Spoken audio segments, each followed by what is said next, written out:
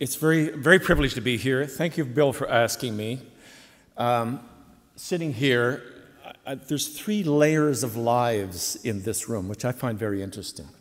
There is the parent layer of lives back there, which have had families, which have had children. We're at this extraordinary moment where this layer of lives, the 59 of you, are at this point of your life journey.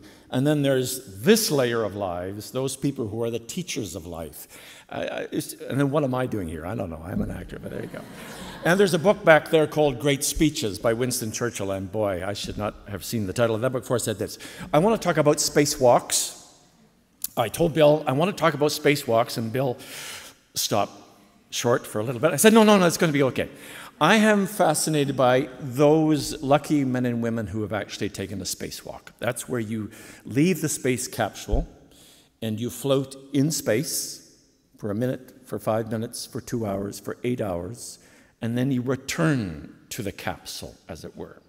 And at that moment in that walk, you are in the extreme brilliance of sun. You are in the solar winds. You are incredibly fragile because it's incredibly dangerous out there, and yet you are safe within the spacesuit. You have enormous freedom from gravity to turn, to look, to wonder at the Earth, to wonder at the universe, to wonder at us back on the Earth, but you are tethered to the spacecraft. There have been 2 fairly large accidents out there. The first one was luckily none of these accidents ended in death. And this is about the fragility of life. One of the first astronaut who took a spacewalk, his name was Lenin Ord. It was 1964. And he left the spacecraft, the Russian spacecraft. And he was going to be out for 10 minutes. The first time a human being had ever left gravity and was independent. And unfortunately, the pressure inside his suit started to make his suit bigger and bigger and bigger. And he suddenly couldn't work his fingers and his hands because the gloves had left. And then he went, wait a minute, my suit is too big to get back in the capsule. And literally the clock was walking on him saying, and there was no like NASA mission control of those days going, we'll do this. No, he was stuck. And he was very close to death because he couldn't get back in. And there's film footage of this. And he took a totally daring move. He let some of the air out of his suit, which would have killed him if it went on for too long. And he squoze back in. The second one was 2 years ago. It was, his name was Luca. And he was out there and he started to drown inside his spacesuit, because there was a malfunction inside the suit, and the water vapor from his breath was condensing and wasn't being cleaned out. And he began to notice water in the helmet and water on his face, and he realized that he was drowning.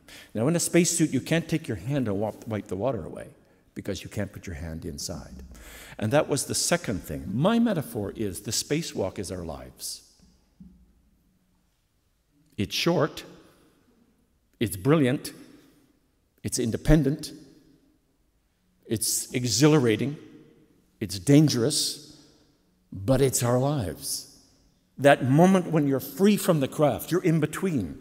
You've left the craft, you're out, every possibility is before you, and then you are to return to the craft. And it's in that moment that so much can happen. But you say, well, it's so brief. My life is longer than that. Yeah, no, you're right. Your life is longer than that. But time is relative. Time is space-time. And here's my science background. Time is not like click, click, click on the clock. Time is space-time. It's a shape. And certainly the older people behind, the younger people will nod, and the older people behind will, when it says, no, time goes very quickly as you get older, and time goes very slowly as you are younger. So indeed, when I was 6, I would go, here I am, I'm 6 years old, and this afternoon is endless. I don't know what to do. It's an eternity of time. And yet now when I'm in my 60s, I know it's not an eternity of time. It's an infinitesimal piece of time. And therefore, if life is short, then embrace it all the more. Live, breathe, think, inspire, challenge, fail, exhilarate, despair, love, compassion, procreate, because your time, that's your time to do it. And you must do it to the full. And looking at you, I think of myself when I was 16 down there, and I would be one of the absolute retiring one of you. I would be sitting there quaking in the gown and under the cap and sort of feeling out of it and looking at all the successful students on my left and my right. I would be the introvert, the nerd, and that's indeed who I was at 16. I thought, this life, I can't deal with this life stuff. And I was a total introvert. Yeah, I wanted to be an actor, but I wasn't going to do anything about it. And then I got into acting because I was cornered between classes by the geography teacher who said, Robert, I want you to be in a play. And I had to get to class, and I knew if I said yes, I could get to class on time. Besides, I knew if I was in the drama club, I would be able to kiss girls in plays. And I was unable to kiss girls in my real life. So I thought, oh, I can be an actor and I can put on makeup and cover up my acne and kiss girls and have a real life as opposed to the nerd guy who I was. And it started me on a journey. And yes, I did. Her name was Gloria Ems, and I kissed her on stage, and it was the first time I ever kissed a girl. And it put me in a journey of life that slowly the shell Robert, the introvert Robert, the nerd Robert began to live this part of life and that part of life and live through other characters. A lot of us actors were introverts. We're not performers. We're not extroverts. We're total introverts. And we play other people because it allows us to escape from our introversion and play at a bigger game. But where the arts journey led me in my spacewalk is I was able finally to discover through a playwright, through a relationship on stage, through a great director, through a great designer, that I was able to live life fuller and fuller and fuller. And I work with Shakespeare, and I work with Chekhov, and I work with George Walker, and my life was nothing but inspired.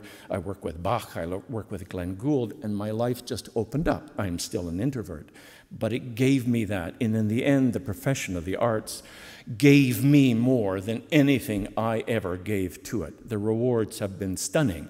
And one of the rewards is being here, looking at 59 of you. Brilliant in front of your life's journey. It's an extraordinary moment for me. So I salute you. Here comes your spacewalk. I call it a life walk. Now, we all leave marks. As a performer, I don't leave many marks. The lights come down to the end of a show, and we disappear, and what happened to that performance? But architects leave marks. Writers leave marks. Painters, the stone of the building, an essay. In the office at Neuchâtel, there's the Charter of Rights and Freedoms. That's a mark. That's a legal mark that was created. We leave thoughts. We leave essays. We leave buildings. We leave poems. We leave paintings. We leave businesses. We leave algorithms. We leave apps. We all leave marks behind from the first cave paintings where they painted on the cave wall. A mark was left. So you leave your marks. And you will leave your marks in the next 20, 30, 40 years of your life. It may be a family raised. It may be an essay written. It may be a poem. It may be a painting. It may be a moment of compassion. That's a mark. It may be a heart that was warmed by the way you looked at that person. That's a mark. You will leave compassion. And I would only ask that you do not leave marks of destruction. Because you're visiting a continent now where the marks of destruction in the last 100 years are all through this continent. Leave marks of creativity. Your parents have left marks. You're their marks. And they're proud of their marks, which is why they traveled all the way through here. One of the most extraordinary marks was left by an artist who meant a lot to me, Glenn Gould. I'd only ever heard of Glenn Gould. He was a Canadian pianist. And Glenn was he was an introvert, absolute introvert, and at 19 he recorded the Goldberg Variations, and everyone said, who's this guy from Toronto who recorded the Goldberg Variations? And he was a stunning pianist and artist. He performed throughout his career. He meant a great deal to me because of what he did with music and how he taught about music and what he taught about life through music. And Glenn left now behind a series of zeros and ones, which are his recordings. And there's also a mark on a 12, I'll say inches, because it was inches back in 1977, on a aluminum disc covered in gold. And on that disk, there's information about Earth. There's where we are in our solar system, where our solar system is in the Milky Way. There's some mathematics. There's instructions of how to spin the disk in order to extract the information on it. And on this disk, there are 17 pieces of music chosen by NASA, and one of the pieces of music is played by Glenn Gould. It's Prelude and Fugue in C minor. This piece of music that Glenn played was placed on the Voyager 2 spacecraft, the ultimate mark.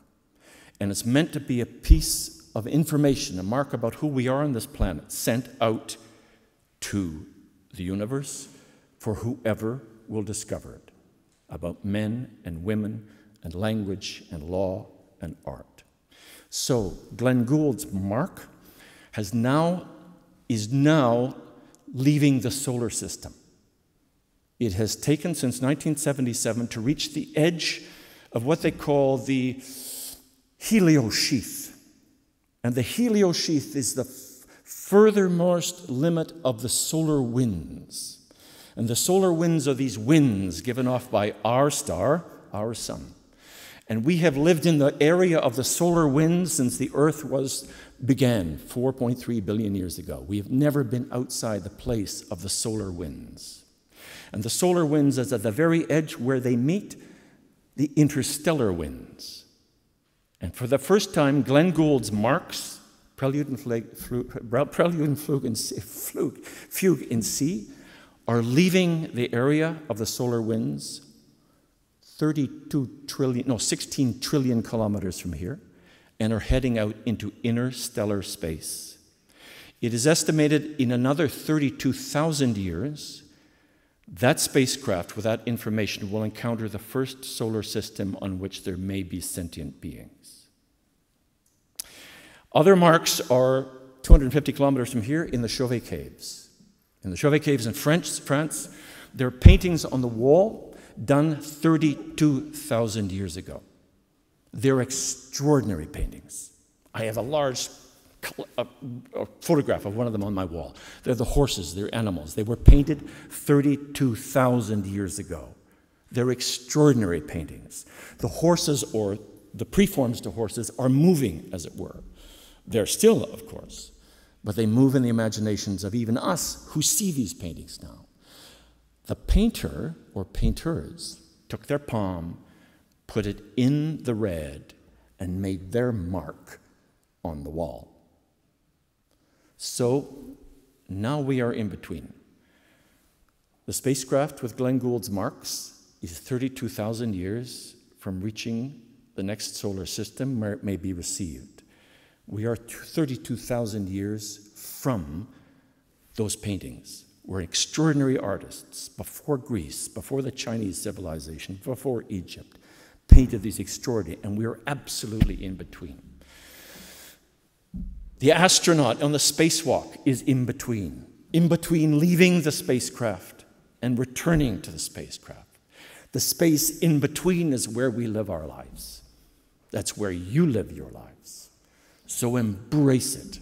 Embrace each breath, each thought, each challenge, each moment of despair, each moment of triumph, each individual, each teacher, each parent, each child that you have. Embrace that, because that is our brief life, and exult in the brilliance of the sunshine that you're in this brief life above this extraordinary place that we call Earth. Thank you very much. Have a great life.